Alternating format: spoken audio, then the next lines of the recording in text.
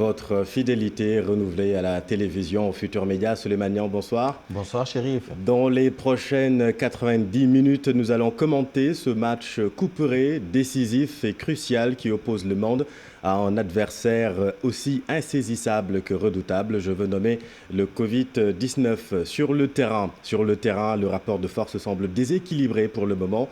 Le coronavirus attaque le monde dans tous les sens et tous ses coups sont permis puisque la partie se joue sans arbitre et sans répit. Le rythme est tellement intense que les systèmes sanitaires les plus sophistiqués commencent à tirer la langue. Atteint et dominé par le Covid, Bernard Gonzalez, un médecin d'un club de l'Hexagone, a préféré hélas se retirer définitivement du jeu. Notre bien-aimé Pape Diouf, éminence grise du monde sportif, a lui aussi été lâchement fauché par cet adversaire infiniment petit mais suffisant pour faire trembler les ogres de ce monde. Dans ce match de l'horreur, les plus grands dirigeants sportifs deviennent des spectateurs, comme tout le monde. Nous en recevons un d'ailleurs ce soir. Le président de la Fédération sénégalaise de football et membre du comité exécutif de la Confédération africaine de football. Augustin Senghor, bonsoir. Bonsoir Chérif, bonsoir Souleymane. Bonsoir Maître Augustin Senghor. Merci d'avoir accepté cette invitation. Nous recevons également ce soir un champion du monde qui, à n'en pas douter, échangerait ses trophées de champion contre la remontada de ce match sordide, mais aussi contre un monde plus juste, plus équitable. Né à Pointe-à-Pitre et grandi à Anse-Bertrand, son paradis jusqu'à 9 ans, d'abord légende du foot, puis icône dans la lutte contre le racisme, il est aujourd'hui un ardent défenseur des droits humains. Docteur honoris causa de plusieurs universités, dont celle de Stockholm et de Stirling en Écosse, il parcourt le monde avec son bâton de pèlerin pour prêcher une image positive des Noirs. C'est l'une des motivations d'ailleurs de son best-seller paru en 2010, Mes étoiles noires, de Lucie à Barack Obama et enfin lauréat du prix Kebambaï pour l'éthique 2014 ici au Sénégal. Lilian Thuram, bonsoir. Bonsoir. Merci d'avoir accepté cette invitation. On est très heureux de vous avoir sur la télévision Futur Média. Comme tout le monde, vous êtes en France confiné et malheureusement ça va encore durer. Comment vivez-vous ces dictats du Covid-19 qui impose sa loi tout simplement au monde entier ? Ben, écoutez, tout d'abord, je pense que lorsque vous êtes confiné, c'est un peu compliqué parce que vous avez envie de voir vos amis, envie de voir vos enfants, votre famille.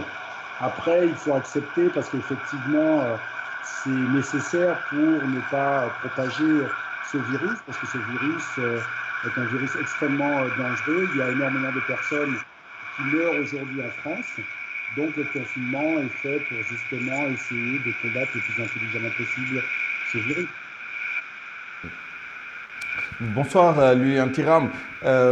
Lilian Thuram et Augustin Senghor, outre le sport que vous avez en commun et certainement certains engagements citoyens, vous partagez une origine insulaire, la Guadeloupe et l'île de Gorée. Est-ce que selon votre expérience et votre analyse, l'insularité prédispose à un surplus de prudence, disons, pour prévenir le Covid-19 et de résilience pour faire face aux conséquences économiques et sociales? Est-ce que, je ne sais pas, l'île de Gorée et les territoires ultramarins sont plus et mieux protégés et plus solidaires face à cette pandémie, Augustin Senghor? Oui, Souleymane, permettez-moi d'abord de saluer cette légende du football, mais aussi un homme qui est en train d'écrire de belles pages de l'histoire de l'égalité entre les hommes, donc Lilian Thuram, que j'ai eu justement à recevoir à Gorée. Et il a eu aussi à taper dans le ballon sur notre terrain de football il y a quelques années. Oui. Et c'est un plaisir de l'accueillir. Est-ce qu'il y a une sorte de résilience qui se développe par l'insularité? Je pense que je ne serai pas démenti par Lilian si je dis oui. Parce que simplement, justement, vivre dans une île, donc dans un contexte insulaire, c'est vivre géographiquement déjà des contraintes de l'enclavement entouré par la mer. Mais aussi, je pense que si je dois faire une comparaison avec les îles, justement, des Antilles et autres, nous avons cette particularité d'avoir développé une histoire, une culture liée à la souffrance de l'homme, qui fait que forcément nous avons une capacité à réagir à certaines attaques, à certaines agressions, à certaines difficultés que les autres peut-être n'auraient pas. Et je pense que ça, nous l'avons en partage. Et je suis convaincu que quelque part, quand je vois ce qui se passe, en tout cas chez moi à Gorée actuellement, nous développons cette capacité de réaction vis-à-vis de tous les périls qui peuvent venir, soit de l'au-delà de la mer, soit des faits liés à la géographie ou à l'histoire, mais aussi face à des situations comme cette pandémie. Aujourd'hui, quand je suis à Gorée, je vois que les gens veillent à respecter les règles, ils sont à l'écoute, ils mènent un combat. Et je pense que c'est ça qui fait peut-être quelque part la force de l'insularité. On touche du bois, 0 cas à Gorée. À ce jour. À ce jour, on touche du bois. À ce jour, 0 cas. Lilian Thuram, dans les territoires ultramarins, dans l'absolu, il y a beaucoup moins de cas. Et relativement à la population, c'est peut-être une autre histoire. Qu'est-ce que vous pensez de cette corrélation entre l'insularité et la progression relativement limitée de la pandémie dans les îles? À partir du moment où vous êtes sur une île, ça veut dire que vous êtes aussi moins en contact avec l'extérieur. C'est-à-dire que n'oublions pas quand même que ce virus sort de Chine. Donc effectivement, lorsque vous êtes sur une île, il y a moins de passages. Donc qui dit moins de passages, dit moins la possibilité de propager ce virus. Mais moi, en tout cas, j'aimerais dire que le fait d'être né sur une île, notamment la Guadeloupe, ça m'a appris quelque chose de très important. C'est-à-dire que chaque année, en Guadeloupe, il y a des cyclones. Donc ça veut dire que nous avons l'habitude du confinement. Lorsque j'étais enfant, il y avait le cyclone, les adultes préparaient la maison au passage du cyclone. Donc ça veut dire que très jeune, j'ai intégré aussi que la nature était plus forte que l'homme. C'est-à-dire que lorsqu'il y a un cyclone, si jamais il y a une fenêtre, une porte qui cède, vous pouvez mourir à l'intérieur de la maison. Et donc je pense qu'aujourd'hui, nous devons réfléchir aussi, certes il y a ce virus, pourquoi il y a ce virus, et est-ce que les hommes, à un moment donné, ne s'est pas mis dans une situation de supériorité vis-à-vis de la nature. Et je pense que lorsque nous sommes d'une île des Antilles notamment, je pense que très tôt, vous intégrez cette humilité. C'est-à-dire qu'il y a des choses qui sont plus grandes et plus fortes que vous. Lilian Thuram, qui a visité l'île de Gorée en 2006, vous étiez déjà maire de Gorée, maître Augustin Senghor. L'insularité forge ainsi donc pour vous la résilience. Oui, forcément. Hein. Donc, et d'ailleurs, quand j'entends parler Lilian, je me remémore mon enfance à Gorée où très souvent, parce qu'il y avait par exemple la brume, le brouillard, on ne voyait pas la chaloupe et les gens ils sortaient dehors pour taper à l'époque pour que les gens, le commandant de la chaloupe puisse accoster. Des fois aussi, il y avait des sortes de raz de marée où l'eau venait au-delà des limites normales et les gens avaient peur. Et jusqu'à présent aussi, on vit les affres de l'érosion marine. Il y a beaucoup de facteurs qui font cette particularité et qui nous forgent à faire face et surtout qui nous forgent au respect de la nature et au respect je dirais, des principes qui gouvernent cette nature-là, qui veulent que la nature est plus forte que l'homme, même si nous avons tendance à toujours prendre le contre-pied de ce principe-là.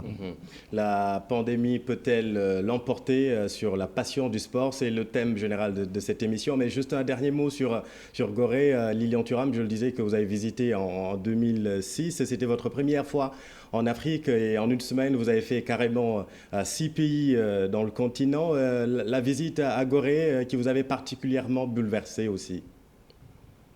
Effectivement, encore une fois, je suis antillais. Donc, qui dit antillais,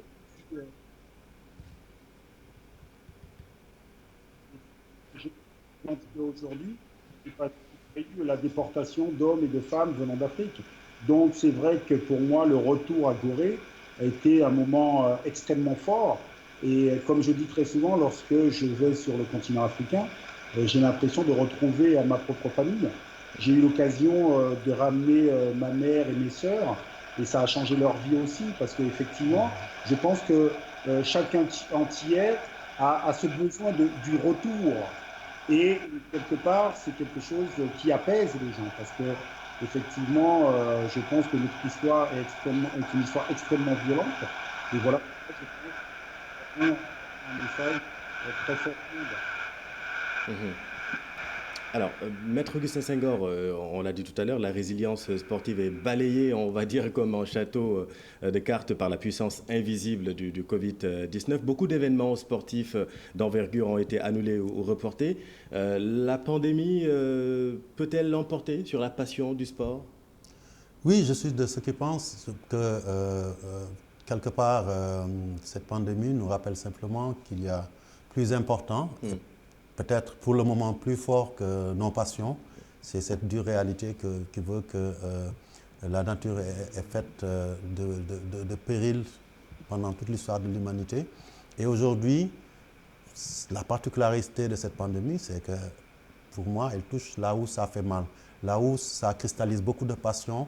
C'est dans nos stades, dans tout le monde entier. C'est dans notre sport qui est quelque chose qui, dans les temps modernes, constitue l'élément, je dirais, fédérateur de beaucoup de populations. Et pour terminer, là où ça fait le plus mal encore, c'est le football qui, par son universalisme, sa capacité est à mobiliser l'intérêt pratiquement du monde entier et aussi à générer des fonds qui a été touché de plein fouet. Et je pense que c'est à partir du moment où le football, le sport en général, avec les JO, les NBA ont été touchés, que cette pandémie a pris une nouvelle dimension. Et je pense aussi que le sport, et notamment le football, ont contribué à répandre encore davantage ce virus notamment en Europe. Et donc ça pose ce questionnement-là de savoir si à certains moments ces passions-là valent la peine d'être vécues. Et je pense que quelque part, la bonne réaction, ça a été, comme on l'a vu, d'arrêter toutes les compétitions partout dans le monde pour pouvoir juguler ou en tout cas vaincre cet adversaire coriace que nous ne maîtrisons pas. Quand on joue au football et qu'on ne voit pas l'adversaire, c'est compliqué de gagner son match.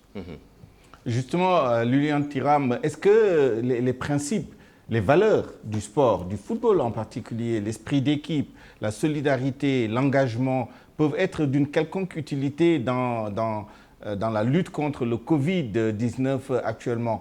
Qu'est-ce que le sport peut apporter justement dans les stratégies de lutte qu'on met en œuvre actuellement à travers le monde? Écoutez, ça dépend de quel sport vous parlez. Si vous parlez du sport amateur ou du sport professionnel, moi je dirais que la solidarité se trouve peut-être plus facilement dans le sport amateur, lorsque vous jouez sans une idée de profit au final. Effectivement, je pense que le sport, en règle générale, touche beaucoup les gens parce que c'est une métaphore de la vie, c'est-à-dire que sans l'autre, vous ne pouvez pas réussir. Sans l'autre, vous ne pouvez pas donner le meilleur de vous-même. C'est-à-dire, lorsque vous jouez en équipe, vous avez aussi l'obligation d'être à l'écoute de l'autre. C'est-à-dire que le laisser jouer et il bonifie tout le monde. Donc, j'espère que, en fait, ce moment d'arrêt va remettre au centre de nos préoccupations la solidarité, parce que l'être humain a survécu en tant qu'espèce grâce avant tout à sa solidarité. Et malheureusement, nous sommes dans des sociétés aujourd'hui où il y a de moins en moins de solidarité. C'est important parce que là, on ne parle ni de LeBron James ou encore Sadio Mané et même Neymar. Les nouvelles stars ont pour nom Didier Raoult, professeur Moussa Seydi ou encore le docteur Bousso. Il va falloir donc repenser l'ordre des priorités, Maître Augustin Senghor. Oui, et je dirais aussi que quelque part, la star mondiale aujourd'hui, il s'appelle Covid-19, c'est pas Messi, c'est pas Ronaldo, c'est pas Neymar ni Sadio Mané malheureusement. Quand on allume nos chaînes de télé, quand on écoute la radio, quand on lit la presse, le nom qui revient, qui bat tous les audimates, toutes les unes, c'est le Covid-19. Donc la réalité, elle est là, elle est très prégnante. Je pense qu'aujourd'hui, il faudrait que nous sachions que l'heure est assez grave pour qu'on puisse prendre la pleine mesure de cette pandémie. Et c'est quelque part là où je pense que le sport aussi, à mon avis, peut apporter beaucoup.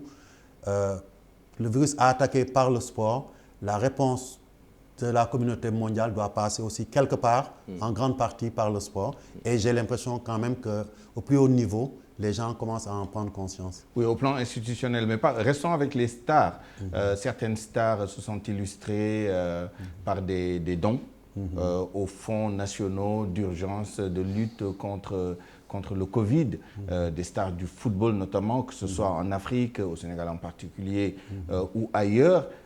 En revanche, on les sent beaucoup moins dans la sensibilisation.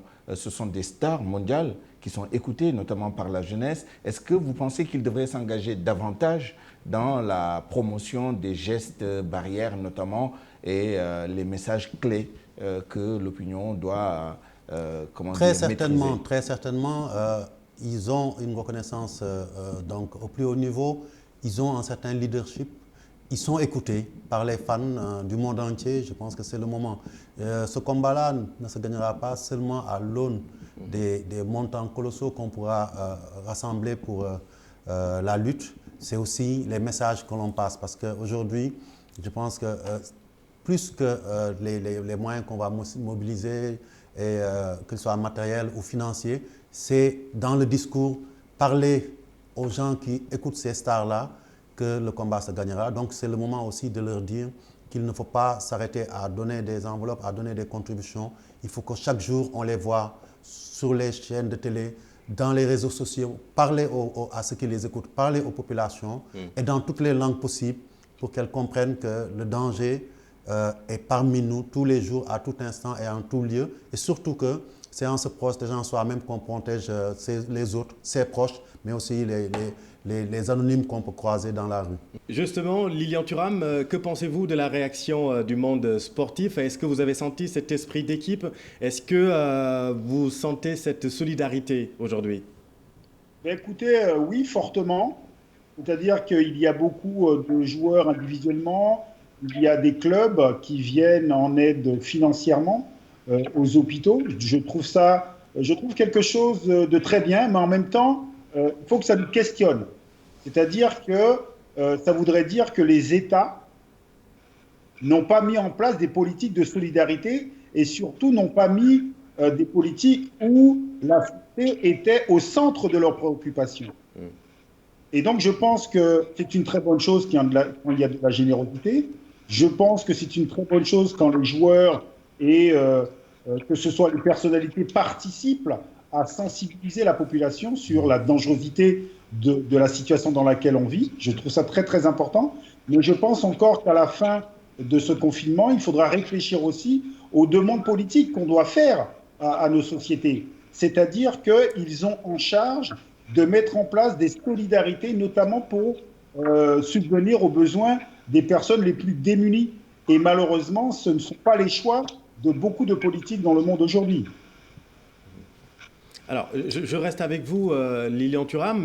Cela fait plus de 2 décennies que vous vous livrez à une lutte contre les injustices et les inégalités de ce monde. 2 médecins français ont évoqué sur la chaîne d'information LCI l'idée de tester des vaccins, des traitements contre le coronavirus en Afrique, déclenchant une vive polémique. Vous l'avez suivi peut-être. Qu'est-ce que cela vous fait? Quelle est votre réaction? Alors tout d'abord, c'est une très bonne chose que notamment beaucoup de jeunes se sont indignés, que ce soit des personnes africaines, que ce soit de la diaspora ou que ce soit des personnes dites blanches. Je pense que c'est une très bonne chose de vraiment dénoncer ces attitudes. Mais en même temps, il ne faut pas être naïf, hein, c'est-à-dire que depuis des siècles, le corps des Africains est utilisé pour le bien-être du monde occidental. Ça fait des siècles que les matières premières du continent africain est aussi à disposition du monde occidental. Je veux dire, quand ces deux messieurs parlent, c'est l'histoire qui parle à travers eux. Et je pense qu'effectivement, les personnes de bonne volonté, et notamment les personnes africaines, doivent aussi être, je dirais, sortir d'une certaine naïveté, c'est-à-dire comprendre la réalité des choses et peut-être se dire qu'il faut se retourner sur soi-même parce qu'il y a des personnes de l'extérieur qui ne veulent pas du bien, notamment aux Africains. Par exemple, quelque chose de très intéressant, moi je suis en France et je trouve extrêmement grave que pour beaucoup de personnes françaises, notamment l'élite, eh ben, l'Afrique ne pourra pas gérer justement ce virus et qu'on va perdre énormément d'Africains. Et je trouve ça extrêmement triste d'avoir cette image-là, comme si l'Afrique était en incapacité de gérer aussi les problématiques. Mais Maître Augustin Senghor, vous êtes avocat par ailleurs. Personnellement, comment vous avez vécu ce débat, cette controverse autour de cette discussion un peu incroyable entre deux chercheurs et à votre titre d'homme du droit, justement, est-ce que c'est une possibilité qu'il y ait des suites par rapport à ces déclarations-là? Écoutez, sur le plan juridique, difficile de me prononcer. Je dirais simplement qu'effectivement, des organisations des droits de l'homme, ou bien, pourquoi pas, c'est le moment aussi de poser les vrais problèmes pendant qu'on est là. La santé n'est pas une activité isolée de ce qu'on voit dans les rapports multiséculaires entre l'Afrique et ce que je considère plus globalement, au-delà de l'Europe, l'Occident. Et aujourd'hui, leur prise de position, en fait, c'est juste une matérialisation de ce rapport de force. Est-ce qu'aujourd'hui, ce n'est pas au plus haut niveau, l'Union africaine, les grandes instances d'Afrique qui devraient se prononcer? Et pourquoi pas faire des actions dans le sens de poser des actes clairs, comme vous dites, saisir la justice internationale. Les avocats marocains ont voulu porter plainte, par exemple, des avocats marocains. Mais je ne sais pas si c'est allé jusqu'au bout, mais c'est important que certains prennent que ce soit le porté responsabiliser. Par et ça aussi, c'est notre responsabilité historique de donner la bonne réponse. Aujourd'hui, on est en train de parler de donner une réplique au coronavirus, mais depuis des siècles et des siècles, nous subissons ces injustices. Nous voyons cette condescendance et ce manque de respect.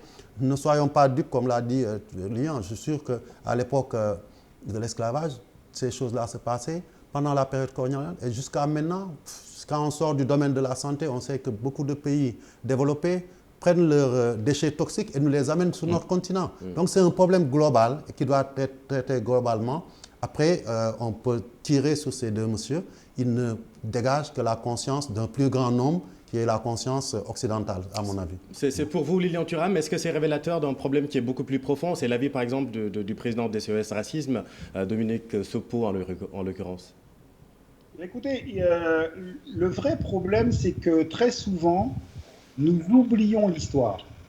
Nous ne connaissons pas l'histoire.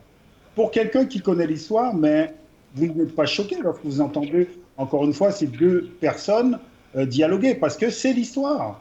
Et donc, si nous voulons arrêter cette histoire, déjà, il faut prendre conscience de l'histoire et savoir qu'effectivement, dans l'inconscient collectif, mais le monde occidental, trop souvent, pense que l'Afrique est à disposition. Et il faut le dénoncer et le dire clairement. Et il faut que l'élite africaine, que les politiques qui sont au pouvoir en Afrique, lancent un message très très fort. Effectivement, par exemple, je pense que le fait que des avocats marocains portent plainte, la symbolique est forte. La symbolique est très très forte. C'est juste dire que, ok, nous sommes au courant aujourd'hui de ce qui se passe et nous refusons ces rapports de domination. Et croyez-moi, en France, par exemple, il y a beaucoup, notamment de jeunes, qui ne veulent plus de ce rapport de force entre la France et l'Afrique. Lilian Thuram, selon une formule reprise un peu partout, il y aura un avant et un après Covid-19, tant dans l'ordre des priorités des choses que dans les relations internationales, les rapports de force entre nations. Quelle sera la nouvelle carte du monde d'après vous? Écoutez, c'est extrêmement compliqué à répondre à votre question. Je dirais que moi qui suis français, je trouve juste inadmissible que pour attendre des masques, on doit les attendre de Chine. Ça n'a pas de sens en fait. Pourquoi? Que les médicaments, qu'on les attende de Chine, que en fait, ça n'a pas de sens. Et moi, je pense que chaque pays, chaque continent doit réfléchir à savoir est-ce qu'il ne faut pas développer au plus près des choses essentielles. Et encore une fois, pourquoi on a décidé que la Chine est du monde? C'est juste pour il faut sortir d'une vision où le profit doit dépasser toute autre chose. Ça n'a pas de sens, en fait. Et donc, j'espère sincèrement que les peuples vont obliger les politiques à aller dans cette direction-là. On va reparler de ça et surtout de la lecture de cette carte du monde dont vous parlez. On va on va revenir là-dessus dans un instant, mais j'aimerais qu'on reste un peu sur le racisme. Maître Augustin Senghor, il faut quand même le dire pour le rappeler, le monde du sport, du foot en particulier, est très marqué par le racisme. On a vu récemment ce qui s'est passé au Portugal avec l'international malien Moussa Marega, qui a été visé par des cris de singe et de racistes, a été obligé finalement de quitter le stade. Maître Augustin Senghor, est-ce que les instances du foot ne doivent pas aller un peu plus loin, être un peu plus intransigeants? Effectivement, je pense qu'on est arrivé à un moment donné où dénoncer seulement ne suffit pas. Il faut des mesures drastiques, fermes et même, je dirais, extrêmes pour qu'on puisse lutter contre cela. On ne se rend pas compte de la sollicitude d'un joueur qui est dans un stade, qui est ciblé juste en raison de la couleur de sa peau. Et des fois, il faut même aller transcender juste cet aspect racial-là. On peut être aussi stigmatisé pour d'autres raisons, mais c'est aussi condamnable. Mais je pense qu'aujourd'hui, nos instances, notamment la FIFA et les confédérations, ont les armes pour cela. Il y a d'autres secteurs du football où ils ont fait des réformes et qui ont porté. Aujourd'hui, on a trop attendu. On veut toujours, justement, c'est ça le problème. Quand on a voulu arrêter le football, on a vu que certains ne voulaient pas parce qu'ils imaginaient plus le gain qu'il y avait. On ne décide pas de vider tout un stade parce que les gens ont crié, ont tenu des propos racistes, ont lancé des cris de singe ou jeté des bananes, parce que derrière, il y a beaucoup d'intérêts financiers. Est-ce que ces intérêts financiers-là doivent passer avant cette ignominie qui consiste à chaque fois à relancer une personne parce que simplement, elle est noire. Et le paradoxe, c'est qu'elle est compétente parce que généralement, il crie parce que le joueur, il est bon. Marega venait de marquer, voilà, donc c'est ça qui est choquant. Et apparemment, au-delà des discours, je pense qu'il est temps que les gens nous montrent que ceux qui décident n'ont pas la même perception des choses que ceux qui sont dans les tribunes et qui sont en train d'injurier un joueur. Parce qu'un joueur injurié, c'est tout un continent, c'est tout un peuple qui est injurié, à mon avis. On peut peut-être faire un parallèle entre le sport et le Covid-19. On a vu que certains commencent à se plaindre de comportements racistes à l'endroit des Africains en Chine ou dans d'autres pays. Il se trouve également que pour l'une des rares fois, une épidémie de très grande ampleur, une pandémie en l'occurrence, ne vient pas du continent africain, mais vient d'autres parties du monde. Et le continent africain risque d'en être une victime expiatoire parce qu'on annonce des chiffres astronomiques de malades, de morts dans les prochaines semaines. Lilian Thuram, est-ce qu'il y aurait un parallélisme, est-ce qu'il y aurait un réflexe raciste que ce soit dans le sport, dans la gestion des pandémies et sur d'autres aspects de la vie internationale, d'après vous? Écoutez, vous savez, le racisme qu'on perçoit dans le monde du football n'est que le racisme qui existe dans les sociétés. C'est-à-dire, encore une fois, lorsqu'on connaît l'histoire, depuis des siècles, on a fait une hiérarchie entre les personnes selon la couleur de la peau, en disant que les personnes blanches étaient supérieures aux personnes de couleur noire. C'est tellement vrai que beaucoup de personnes noires, encore une fois, ont un complexe d'infériorité sur les personnes de couleur blanche. Beaucoup de personnes en Afrique pensent que lorsqu'une personne blanche parle, elle a raison. On parle lorsque, par exemple, l'Occident fait quelque chose. Dans d'autres contrées du monde, les gens se disent, voilà, c'est comme ça qu'il faut faire. Donc, en fait, ce complexe est présent partout, chez tout individu. Et en fait, moi, ce que je dis très souvent, ayons le courage de comprendre que nos sociétés se sont construites sur le racisme. Ayons le courage de nous questionner nous-mêmes sur nos propres préjugés. Et en fait, tant qu'on n'aura pas le courage de dire, par exemple, quelque chose de très simple, le problème du racisme, en fait, c'est chacun de nous qui le portons en nous. Et moi, par exemple, en France ou en Italie, parfois j'ai du mal à me faire comprendre, je renvoie les personnes blanches à leur propre responsabilité. C'est-à-dire qu'en fait, Le racisme perdure parce que vous le voulez bien, parce que ça vous permet de gagner des choses. Parce que le racisme, c'est pas gratuit. C'est-à-dire que dire que l'Afrique est incompétente, l'Afrique est inférieure, c'est aussi dire que on peut effectivement utiliser les matières premières de l'Afrique parce que de toute façon, qu'est-ce qu'il ferait avec? C'est-à-dire qu'on peut aller très loin. C'est-à-dire qu'en discutant par exemple hier avec un ami, il me disait que ouais, le problème du monde, c'est qu'il y a trop d'habitants dans le monde. Je lui dis, ah bon, c'est bizarre, mais ils viennent d'où les gens qui sont trop? Il me dit, mais regarde, en Afrique, il y a beaucoup de gens. Non, mais c'est surréaliste quand même. C'est-à-dire qu'il y a des personnes qui sont persuadées qu'il y a trop d'Africains. Mais vous savez, il n'y a pas que des individus lambda, hein. Il y a aussi des chefs d'État, des personnes extrêmement cultivées qui le pensent. Et alors que Nicolas Sarkozy en l'occurrence. Nicolas Sarkozy en l'occurrence. Oui, voilà. Et donc, en fait, si vous voulez, peut-être qu'il y a même des personnes africaines qui le pensent eux-mêmes. Vous voyez, c'est dramatique. Et je pense encore une fois qu'il faut juste rappeler quelque chose de tout simple. Les personnes qui sont à la base du réchauffement climatique, du dérèglement climatique, ben, ce n'est pas les Africains. Alors, justement, pour vous, Lilian Thuram, tout est question de perception. C'est pour cette raison que vous avancez l'hypothèse selon laquelle la carte actuelle du monde n'est pas dans le bon sens. On la montre actuellement à l'antenne. Nous avons à l'écran la carte du monde que tout le monde connaît, hein. Pour vous, cette version n'est pas la bonne. Pouvez-vous nous expliquer? Alors, tout d'abord, la question, ce n'est pas qu'elle n'est pas la bonne ou pas. C'est-à-dire qu'on peut regarder le monde dans n'importe quelle direction. Parce que, étant donné que la Terre est ronde, on pourrait la regarder dans n'importe quel sens. Mais par contre, lorsqu'on vous donne un sens à regarder, ça construit une façon de penser. Et ça légitime une façon de penser. Donc moi, je pense qu'il est important, effectivement, de questionner ces représentations. Oui. Et moi, cette carte, je l'avais ramenée au Sénégal, pas celle-là, l'autre, que j'avais ramené au Sénégal, c'était pour dire que voilà, on peut regarder le monde d'une autre façon et on peut aussi positionner l'Afrique au centre. Et la voilà, la bonne carte pour vous, c'est celle-là qui met en valeur l'Afrique? Ben, effectivement, c'est-à-dire que comme nous sommes tous issus de l'Afrique, qu'on le veuille ou non, et donc mettre l'Afrique au centre, c'était pour moi très intéressant. Après, sur les cas traditionnels, les gens ne le savent pas souvent, mais en fait, il n'y a pas les vraies proportions selon les continents.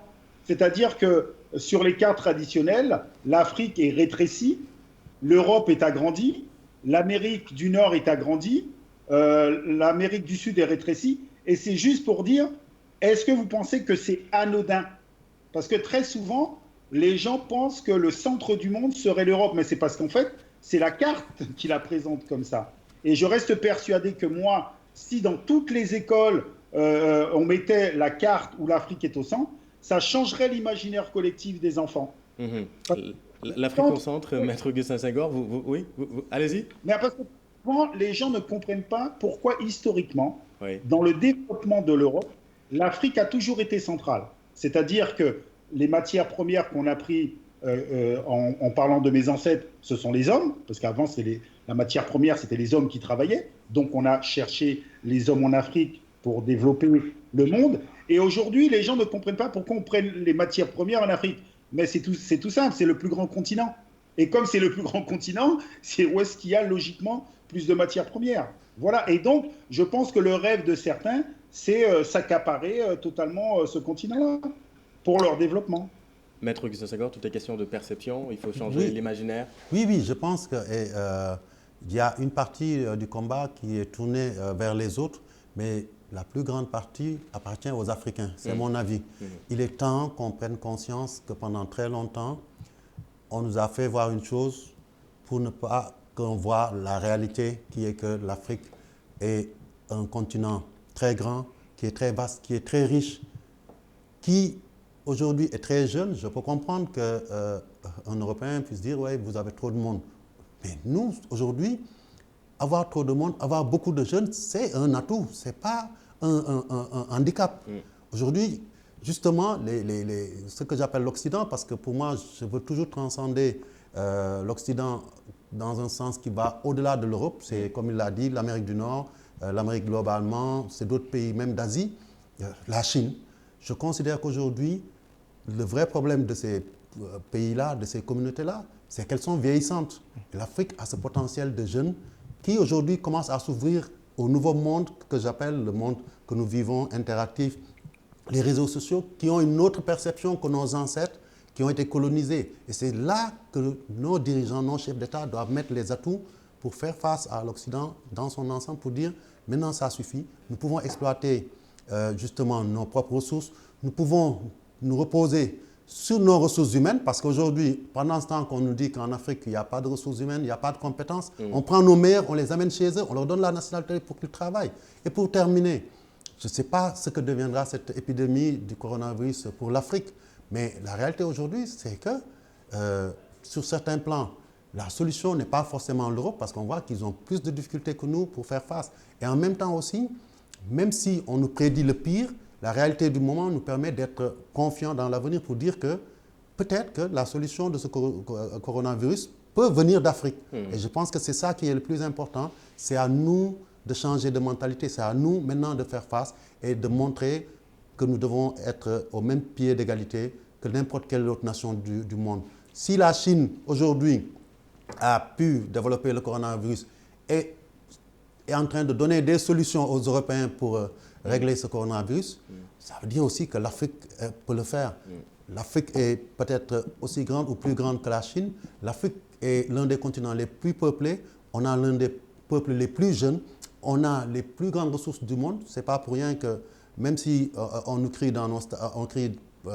on lance des cris de racisme dans les stades en Europe ou dans les rues, malgré tout, c'est toujours des Européens qui viennent ici pour prendre des parts de marché, pour contrôler des mines, parce que nous avons tout ce qu'il nous faut pour nous développer. Il faut qu'on en prenne conscience. Mais justement, après le Covid, question à tous les deux, comment reformuler le récit africain? Il y a des initiatives de reframing, mais quels sont les éléments de langage? Comment faudra-t-il justement changer cet imaginaire, d'abord dans l'esprit des Africains et ensuite aux yeux de tout le monde?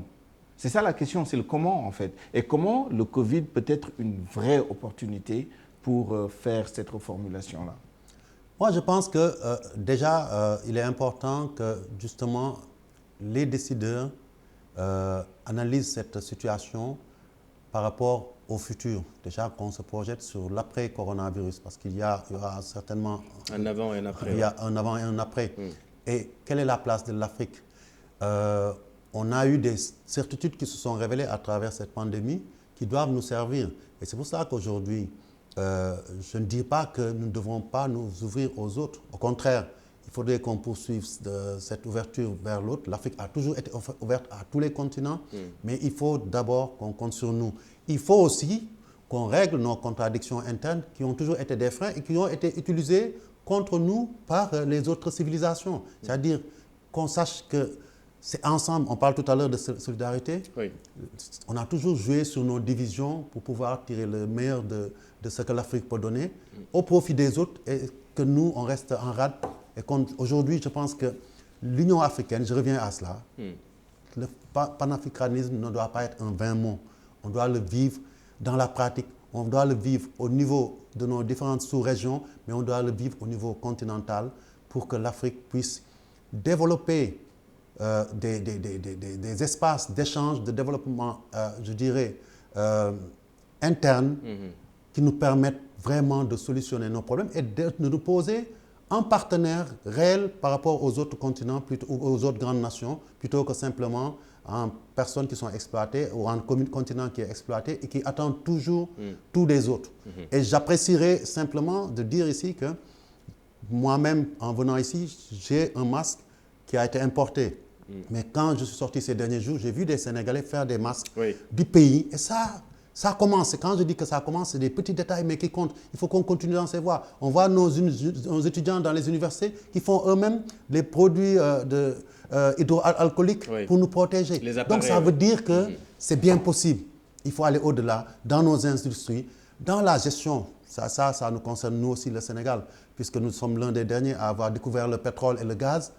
Dans l'exploitation de nos minerais, qu'on puisse laisser la plus grande partie ici, qu'on puisse transformer nos produits ici avant de les exporter, plutôt que de les laisser venir prendre nos produits, les ramener chez eux pour nous les revendre 50 000 fois plus cher. Oui. Donc c'est aussi simple que cela. Lilian Thuram, comment changer de paradigme? Quel rôle pour la diaspora? Quel rôle pour le sport? Quel message et surtout quels canaux? Les médias, l'art, comment changer tout ça après le Covid-19? La perception de l'Afrique, de l'homme noir et la place de l'Afrique dans le monde. La première des choses, c'est savoir qu'il y a eu des écrits depuis très très longtemps qui donnent les routes à suivre. Nous sommes au Sénégal, il y a des grands intellectuels sénégalais qui ont déjà tracé la route. Oui, exactement. C'est-à-dire que, vous savez, tout de suite, c'est une question d'éducation. Moi, je reste persuadé que chaque enfant, peu importe s'il soit sénégalais, français, italien, on doit essayer de développer en lui une bonne estime de ce qu'il est. Et la première des choses, c'est qu'il connaisse son histoire. C'est-à-dire qu'il connaisse sa propre histoire, qu'il soit ancré dans dans son propre environnement. Et je pense qu'effectivement, il y a énormément d'intellectuels qui ont écrit ce qu'il fallait faire. Ça commence par l'éducation, par l'école, ce qu'on apprend, dans quelle langue on apprend les choses, dans quelle langue on dit les choses, quelle est la valorisation de ce que vous êtes. Tant que vous valorisez ce qui est à l'extérieur, vous ne pouvez pas développer une bonne estime de vous-même. Surtout, ce qui est extrêmement dangereux lorsque vous vous voyez dans les yeux de quelqu'un d'autre, ça veut dire que les élites vont arriver à un niveau très élevé, mais qui n'ont pas conscience d'exactement ce qu'ils sont, vont développer sûrement un mépris pour leur propre population et vont trahir leur population parce que l'exemple n'est pas leur monde, mais un autre monde. Je ne sais pas si je me fais comprendre. Absolument. Et moi, je pense qu'effectivement, ça ne veut pas dire qu'on est contre les autres. Moi, je suis français, je suis fier d'être français, il n'y a aucun problème. Mais je veux connaître l'histoire de France, je veux connaître l'histoire des Antilles, le bon, le mauvais côté. Et après, quand je suis serein sur moi-même, eh ben, je suis serein avec les autres. Sauf qu'il y a des personnes qui ne connaissent pas leur histoire et qui connaissent l'histoire d'autres pays. Je vais vous raconter une toute petite histoire parce que très souvent, je fais des conférences et je vais un peu partout dans le monde. Je demande aux enfants, est-ce que vous connaissez Christophe Colomb? Les enfants, ils me disent, bah oui. Je lui dis, mais c'est qui? Je dis, mais c'est celui qui a découvert l'Amérique. Et je dis, écoutez les enfants, alors, vous visualisez l'arrivée de Christophe Colomb dans les Amériques. Lorsque vous visualisez l'arrivée de Christophe Colomb, vous êtes sur le bateau ou sur la plage? Et les enfants, ils me disent sur le bateau avec Christophe Colomb. Je leur dis, mais faites très attention, parce que sur la plage, il y a des gens. Et les gens qui sont sur la plage vont vous dire que Christophe Colomb n'a rien découvert. C'est un malentendu. Mais si partout dans le monde, on apprend que Christophe Colomb a découvert l'Amérique, vous voyez bien qu'il y a un vrai problème. Il faut changer le discours, absolument. Il faut changer le discours, exactement. On va parler quand même de football parce qu'on a quand même un dirigeant continental et une légende du foot mondial. On va parler de football dans un instant. Mais d'abord, Maître Augustin Senghor, tout ce qu'on dit, ça rentre dans le cadre du nouvel ordre mondial qui est prôné par le président Macky Sall, un nouvel ordre qui devra exclure toute forme de discrimination, de stigmatisme et de préjugés. De stigmatisation, pardon. Oui, j'ai lu son guest édito ces derniers jours et j'ai beaucoup apprécié parce que je pense qu'aujourd'hui, ce qu'on est en train de dire là, on a des leaders qui sont en train de porter ce combat-là. Mais il en faut beaucoup plus de Macky Sall, beaucoup plus de présidents de la République en Afrique qui sont dans cette perspective de changer l'ordre des choses. Et ce qui est bien, c'est que son discours dans son édito rejoint un peu ce que Lilian vient de dire. Il ne s'agit pas d'aller en opposition contre d'autres civilisations, d'autres communautés mondiales. Il s'agit juste de se valoriser, de reconnaître qu'on a des capacités et de se poser en interlocuteur crédible vis-à-vis des autres. Parce qu'aujourd'hui, on est dans un concert mondial où forcément les cartes vont être redistribuées après ce coronavirus. La Chine a trouvé son chemin, d'autres pays, la Corée et peut-être d'autres encore, la Russie, parce qu'ils se sont reposés d'abord sur leur culture, sur leur base, leur fondement culturel pour asseoir leur développement.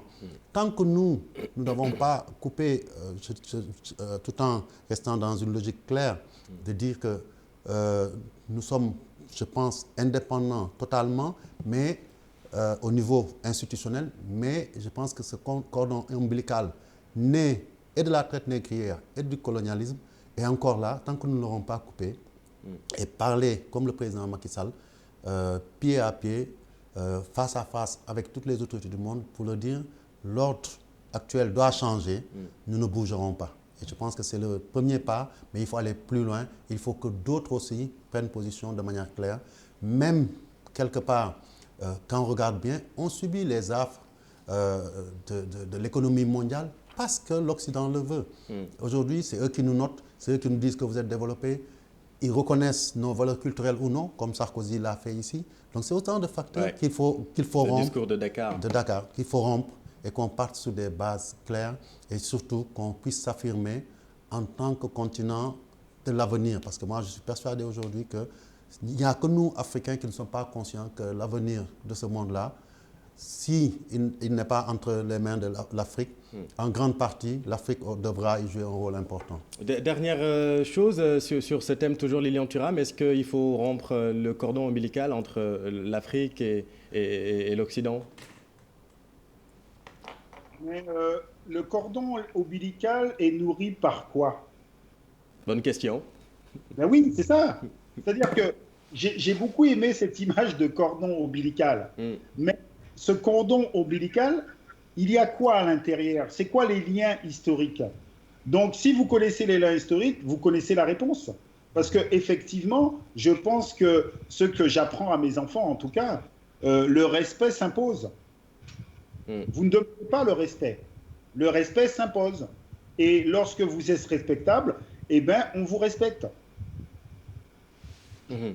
On va parler maintenant de football, puisque le président du foot, le président de la FIFA, qui a rang, on va le dire, de président de la République, a pris la parole pour s'adresser au monde du football et de la gouvernance du foot. Là-dessus, il a des mesures également à annoncer, Souleymane. En effet, Chérif, le 9 avril dernier, le président de la FIFA, Gianni Infantino, s'est adressé à la communauté du football à travers une vidéo.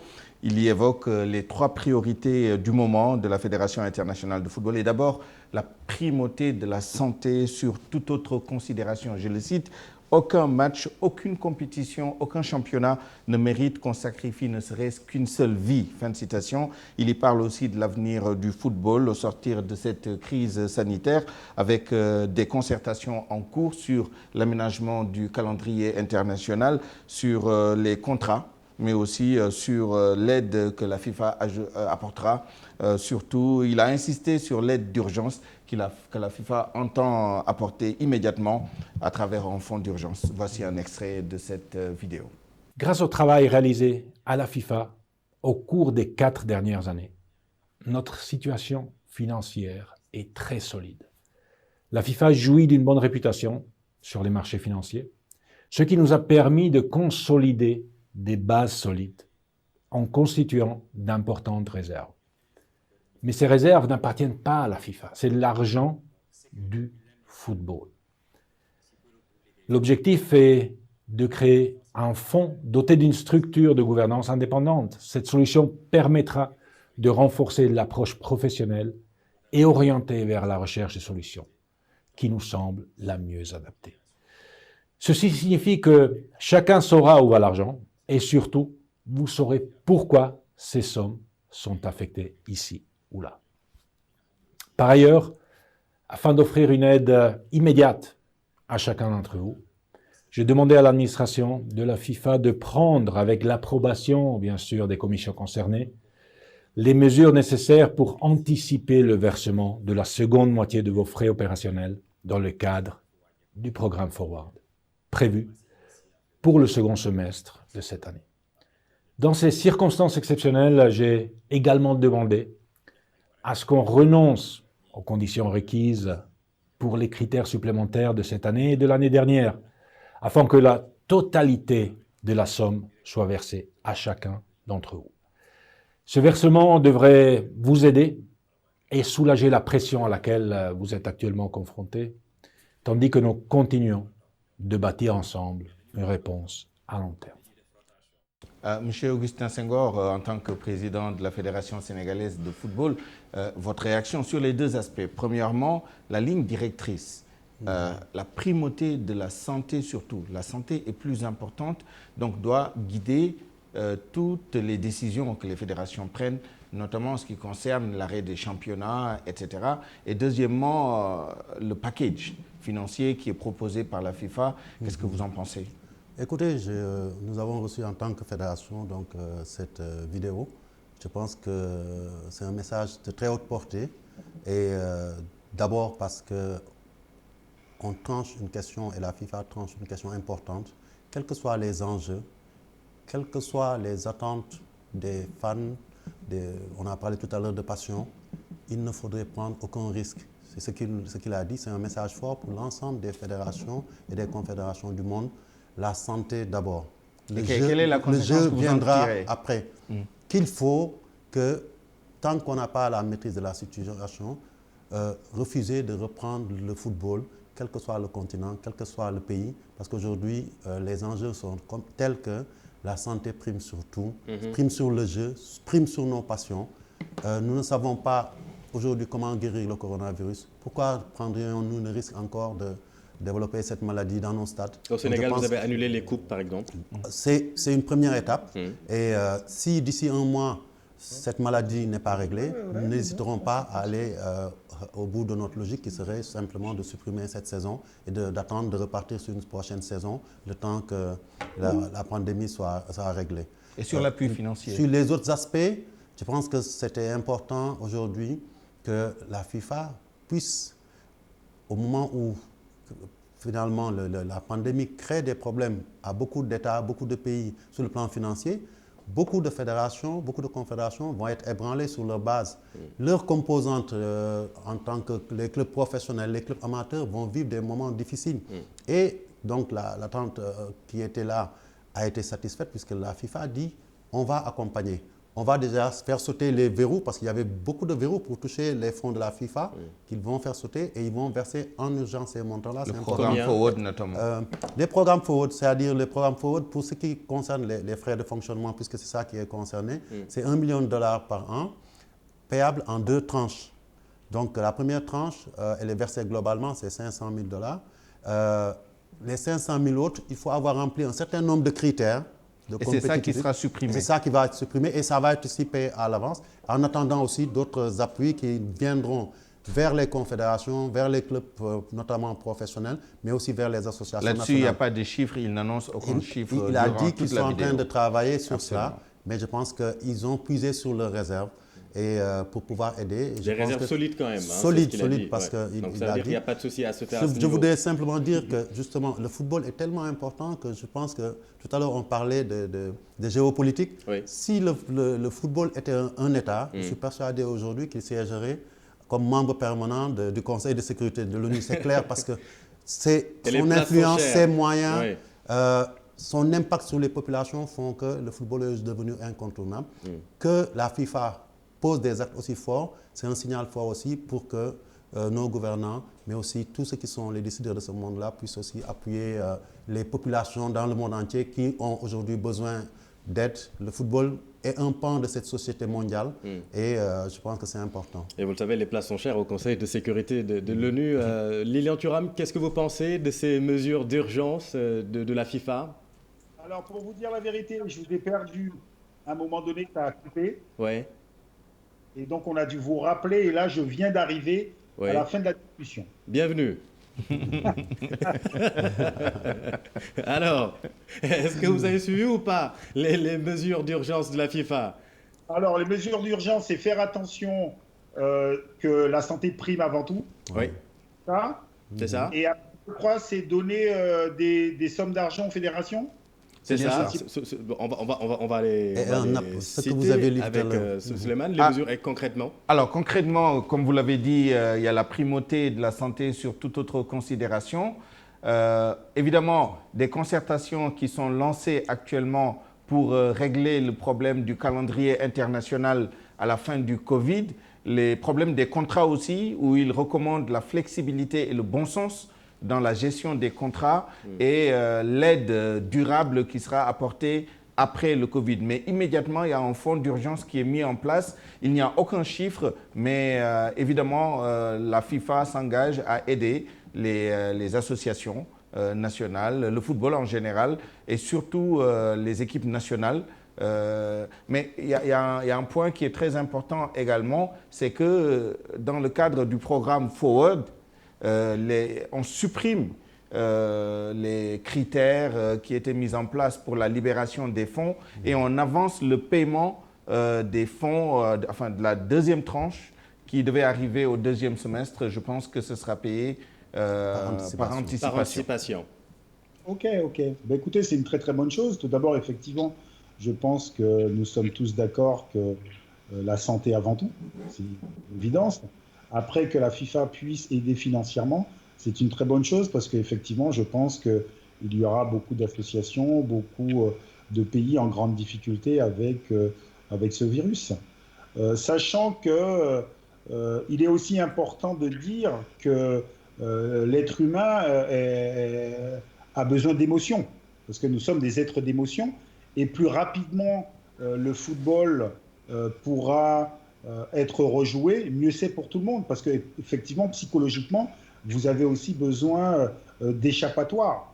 Et donc, le sport peut être ce moment où, justement, on peut vivre des émotions, et sachant que l'émotion est importante même devant la maladie, c'est-à-dire que plus vous êtes dans un état dépressif, plus vous risquez d'être malade. Et donc, le sport peut justement emmener les gens à un bien-être. Donc, j'espère que le football et d'autres sports pourront reprendre le plus rapidement possible. C'est vrai que le foot est tout simplement un exutoire pour beaucoup, hein. Et là, malheureusement, les gens se rendent compte qu'on peut vivre sans football. C'est peut-être un mal pour un bien, en tout cas pour toutes ces personnes qui n'aiment pas le football. Lilian Thuram, pour les sportifs, quel est le plus difficile, au-delà de la gestion de la forme physique? Bah écoutez, ça fait très longtemps que je suis plus sportif, hein. Ça se voit un tout petit peu. Attention.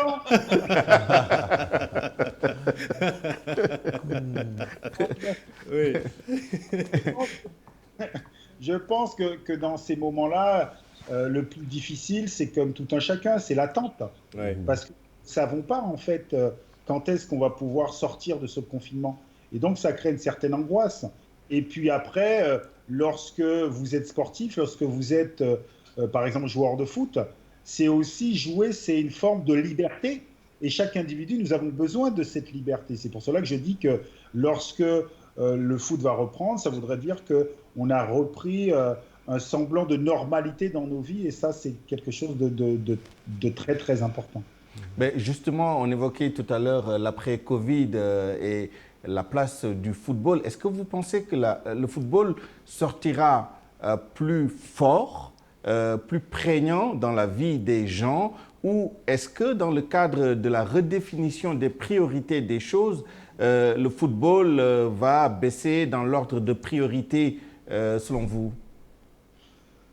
Écoutez, selon moi, nous avons besoin de vivre des émotions. Donc, comme le football est vraiment extraordinaire pour vivre des émotions, donc je pense que la plupart des gens qui aiment le foot n'attendent que le moment d'aller au stade. Et donc, ça va recommencer. Après, ce qui est important, c'est, je pense, c'est le profit, en fait. C'est est-ce que ça va être un football business encore plus, ou revenir à une certaine réalité? Ça, c'est la vraie question. Mais encore une fois, ce n'est pas le football qui va donner cette réponse, c'est la société. Parce que la société est à l'image du foot, hein. Ce n'est pas le football qui construit une société de business. C'est la société qui est ainsi fait. Et donc, le football profite de tout cela. Et j'espère que il y aura peut-être un équilibre à trouver. Ça, c'est très important. Maître Augustin Senghor, sur cette question, est-ce que l'argent va continuer à être au centre du football? Ce que je constate, donc je suis dirigeant au niveau continental, je suis membre de commission à la FIFA, et l'observation que j'avais ces dernières années, c'est que le football allait de plus en plus vite, à tel point que dans l'avant-Covid-19, il a commencé à avoir beaucoup de conflits entre les confédérations et la FIFA, ou entre la FIFA, entre des confédérations elles-mêmes, ou entre des clubs et des associations nationales. Ça montre que le football était à plein régime et que, pour moi, à mon avis, ça allait dans le mauvais sens. Autant il est important, de par son universalisme, mais aussi de l'intérêt qu'il apporte à toutes les sociétés. Quand on voit les week-ends que des familles entières se déplacent dans les stades, ça, je pense que c'est un excellent exutoire après une semaine de travail dans toutes les sociétés. On en a besoin. Mais je pense que ce que ça peut nous amener, c'est plus d'humanisme, aussi plus de football amateur. Je pense qu'on s'éloigne de plus en plus de cette notion de football amateur. On aime le football, on le pratique, on le vit, qu'on soit dirigeant ou footballeur. Il faut que le business se fasse, mais il faut qu'on laisse cette place importante. Le jour où on se détourne de cela, le football ne jouera plus son rôle, ça n'aura plus cette vocation-là. Et peut-être que ce sera le début de la fin pour cette discipline, mais aussi pour l'économie qui s'est construite autour d'elle. Parce que cette économie-là ne peut pas venir avant le football lui-même. C'est mon sentiment. Et je pense qu'aujourd'hui, au sortir du Covid-19, le président en a parlé. Je pense qu'il a dit, le président Infantino, il a dit que les choses ne seront plus comme avant et qu'il y aura plus d'humanisme. Et il faudrait qu'on y arrive, qu'on laisse au football sa vraie nature, qu'on la détende naturellement. Et aussi qu'on évite qu'il y ait trop de surcharge parce qu'on ne pense pas à se faire plaisir, mais parce qu'on pense à gagner plus d'argent et encore plus d'argent. Et donc le foot va changer, donc, si je comprends bien, le management du sport de demain. Oui, forcément. Je pense que cette épidémie-là nous rappelle aux grands principes, le retour aux grands principes qui sont que le sport, c'est d'abord une nourriture pour l'esprit et pour le corps avant d'être un business. Et c'est cela qui, je pense, sera déterminant si on n'est pas capable de ramener le football à sa vraie place. Je pense que le Covid sera venu, aura fait des dégâts, mais nous n'en aurons pas tiré les vraies leçons. Et certains ont envie de dire qu'il faudrait payer moins les joueurs, plus les médecins. Qu'est-ce que ça vous inspire? Là, je ne suis pas d'accord. Je pense qu'aujourd'hui, il faut comprendre que le football, je l'ai dit, occupait une place particulière. Je me suis même permis de le mettre au Conseil de sécurité. Oui, quand même. Donc, mais je pense qu'aujourd'hui, il ne faut surtout pas aller dans le sens de vouloir remettre en cause les fondements même de cette activité économique qui s'est développée, qui est le professionnalisme dans le football, qui a développé certes la richesse de certains individus, et notamment les joueurs, des entraîneurs, mais aussi qui a créé une valeur ajoutée dans toutes les sociétés où ça a bien réussi. Et ce n'est pas que le football propre au football, c'est la NBA, c'est aussi, qu'on le veuille ou non, c'est moins marqué, mais les Jeux Olympiques, derrière, il y a des intérêts financiers énormes. Donc, aujourd'hui, il faut qu'on veille à préserver cela. Ces footballeurs-là, justement, créent l'émotion dont Thuram a parlé, et ils méritent ce qu'ils gagnent. Moi, c'est mon avis. Quand on voit le temps qu'ils consacrent et l'effort qu'ils consacrent et le plaisir qu'ils donnent, il ne faut pas remettre en cause cela. Après, derrière, si on a été capable, face à une crise, de mobiliser tant d'argent pour la santé, pour les médecins, il faudrait qu'on puisse réorienter et que ça, c'est le rôle des États, ce n'est pas le rôle du monde du sport, de mettre en place plus d'argent, plus de moyens pour qu'il y ait plus d'hôpitaux. Nous, on est tous surpris parce qu'on pensait que les pays européens, la France, l'Espagne, l'Angleterre, l'Italie, étaient à l'abri de surcharge de malades dans les hôpitaux ou même de personnes décédées. Parce qu'on pensait qu'ils avaient fait tous les investissements nécessaires. Mais là, on se rend compte que ce n'est pas le cas. Absolument. Donc, il est temps qu'on ressente, mais ce n'est pas en dépouillant le monde du football ou les footballeurs surtout qu'on va régler le problème des médecins. Je pense que ce qu'on est en train de faire aujourd'hui, ça montre qu'on aurait pu le faire bien avant et qu'aujourd'hui, la donne ayant changé, il faudrait qu'on investisse plus dans des hôpitaux, mais aussi dans de meilleures conditions de travail des personnels médicaux et hospitaliers dans leur ensemble. Lilian Thuram, est-ce que pour vous, vous nous entendez? Est-ce que c'est juste pour vous dans ce contexte de remettre en cause la rémunération tout simplement des footballeurs? Alors tout d'abord, c'est extrêmement facile toujours de taper sur les joueurs de foot, Hmm. oubliant que la grande majorité des joueurs de foot ne gagnent pas des salaires de Cristiano Ronaldo ou de Messi. Ça, c'est très important. Après, vous savez, l'important, c'est pas le salaire ou l'argent que gagnent les entreprises. En fait, c'est les redistributions. C'est en fait à quel point ça va être imposé. Parce que vous pouvez gagner beaucoup d'argent, ok. Mais s'il y a une forte imposition, mais cet argent revient à l'État et qui va redistribuer ces argents pour le service public. Et donc, je pense que le vrai problème aujourd'hui, c'est qu'il y a des entreprises qui gagnent énormément d'argent, mais en fait, qui ne sont pas imposées. Et donc, il faut réfléchir à l'imposition qui doit peut-être augmenter pour les personnes qui ont plus d'argent. Et donc, ça veut dire qu'il y a une redistribution et donc il y a plus de solidarité. Mhm. Le Covid-19 change aussi la manière de vivre la foi, maître Augustin Senghor. Pour les musulmans, la Omra, le petit pèlerinage a été annulé, quid d'ailleurs du Hajj. Et on a vu que les formalités ont été arrêtées ont été arrêtées dans les pays. Tout simplement, les catholiques célèbrent Pâques aujourd'hui dimanche, maître Augustin Senghor. On a vu cette image saisissante à l'écran. D'ailleurs, le pape qui a donné la bénédiction Urbi et Orbi tout seul à la place Saint-Pierre. Ces faits, maître Augustin Senghor, marquent la gravité du moment que vit le monde. Oui, je pense qu'aujourd'hui, la foi, c'est encore que les temps ont changé, mais je pense que la foi occupe une place très importante dans la vie de la communauté humaine, donc depuis très très longtemps. Et je ne sais pas si ça s'est passé auparavant dans l'histoire de l'humanité, mais qu'on se retrouve à fermer tous les lieux de culte musulmans, chrétiens et des autres religions, et qu'on dise on a fermé la porte au pèlerinage à la Mecque, c'est très fort. Et je pense que ça permet de mesurer la gravité de cette pandémie. Si certains doutaient de la gravité, ils devraient comprendre à la lecture de ce qui se passe. Une Pâques, moi je suis chrétien, sans messe, sans vendre du chemin de croix du vendredi, et des églises qui sont vides au moment de la célébration, des mosquées aussi qui sont fermées, et même des fois il est arrivé des personnes qui ont été vidées des lieux de culte parce qu'elles persistaient. Ça montre l'envergure de cette pandémie et sa gravité. Et ça devrait être le premier élément de sensibilisation de ceux qui doutent qu'il faut prendre et qui respecter les mesures qui ont été édictées. Lilian Thuram, vous qui vouliez être prêtre quand vous étiez jeune, est-ce que c'est une situation aussi qui vous interpelle?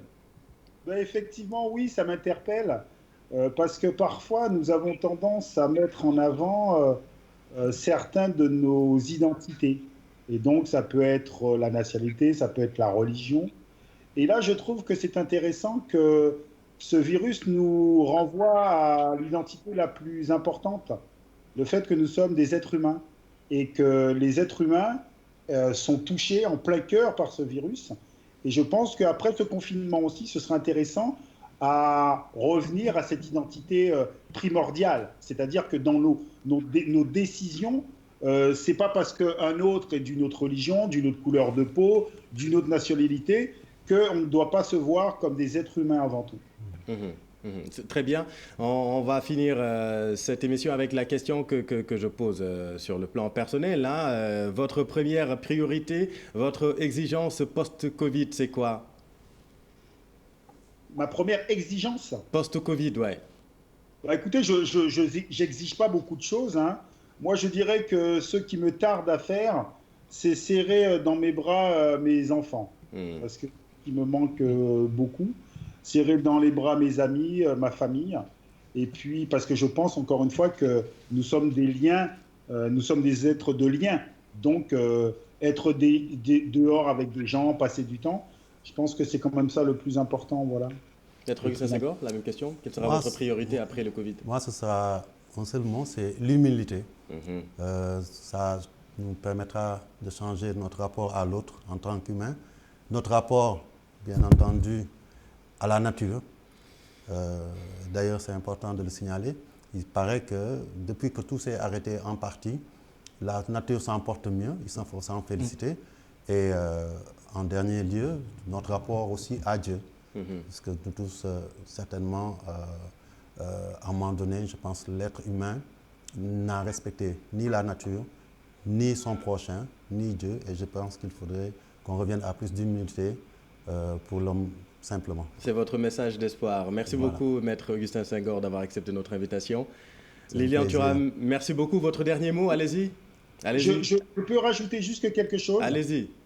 Parce que ma femme a un peu entendu notre discussion. Oui. Elle m'a rappelé quelque chose lorsqu'on a pris l'image du cordon ombilical. Oui. Elle m'a dit qu'il faut faire très attention de ne pas laisser croire que la France aurait enfanté l'Afrique. Exact. C'est vrai. Que les civilisations africaines sont beaucoup plus vieilles que les civilisations européennes. Donc, pas laisser passer ce message. Bien Donc, sûr, voilà. c'est important. Est-ce qu'on peut nous aussi rappeler qui est votre femme quand même? Et ma femme est la personne la plus gentille du monde. Elle s'appelle Karine Guilloc. Elle s'appelle Karine Guilloc et elle est journaliste. On l'a reconnue sur M6 par exemple. Merci à elle pour la coordination technique. Hein. On a vu qu'elle était derrière. Vous avez vu que j'étais pas au point. Exactement. Merci beaucoup Lilian Thuram. Merci beaucoup. Merci Lilian. Merci à vous, Chérif. Merci à vous, chers téléspectateurs. On se quitte en musique. Désolé Lilian, ce n'est pas du guaca, mais ça va vous plaire. Et à vous aussi, Maître Augustin Senghor, Gilberto Gil, la lune de Gorée, tout simplement. Gilberto Gil qui a cette particularité d'avoir été chanteur, puis ministre de la Culture au Brésil entre 2003 et 2008. Au revoir. Merci à vous. Dans un instant, Abba, pour terminer cette soirée en beauté. Restez sur TFM, vous êtes au bon endroit. Bonne soirée.